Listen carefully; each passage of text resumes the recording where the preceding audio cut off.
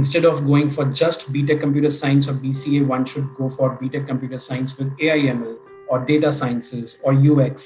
Same is for BCA. A lot of universities also would like to have these industry partners like ImaginXP to run these courses. I would really like to know from you as an industry expert of how does that matter, and while choosing these degree programs, should students consider this, choosing these specializations at the early stage?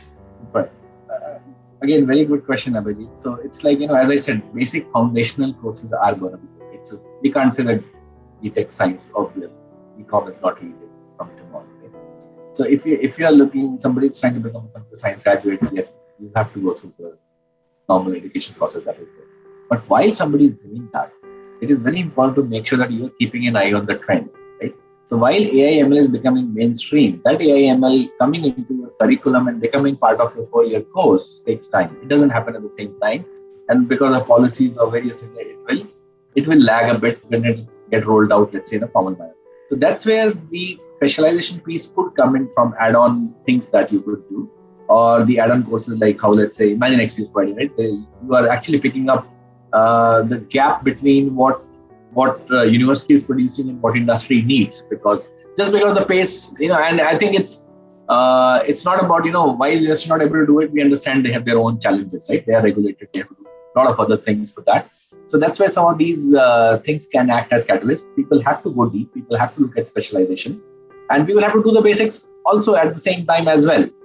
Having said that, one important thing is that, how aware you are as an individual to these things, what is happening in the industry. Are you getting enough exposure? Are you getting enough opportunities? And I say one of the major things that have changed from, let's say, when we studied and when today students are studying, and I think today guys people are much more smarter than, I can definitely watch for myself that what I was that time, is that we had to be present at a particular campus or at a particular library to get access to the knowledge we needed, right? So it was more about, I need to be physically present at one of those places to get that. Today, if you see, so education was actually getting pushed at certain locations, and me as a student have to be present as those locations where it was pushed to gain knowledge. Today it's the vice versa. Today it's exactly the opposite, right? It is available everywhere. Right now, wherever all of us are sitting, at home, at office, at universities, if I want to learn something, the content is there, but it's all about whether I want to learn. So it is more more with respect to what I can pull than where the knowledge is getting pushed, right? So that's one big change, and we should use this to our advantage, right? Because you have to do your courses, you have to do your university exams, but you need to make sure that you are doing something relevant with respect to what the industry needs. And if you are an individual who wants to learn, it doesn't matter where you are today, you can learn. There are opportunities, there are places, there are people like ImaginXP who can make you learn all these things.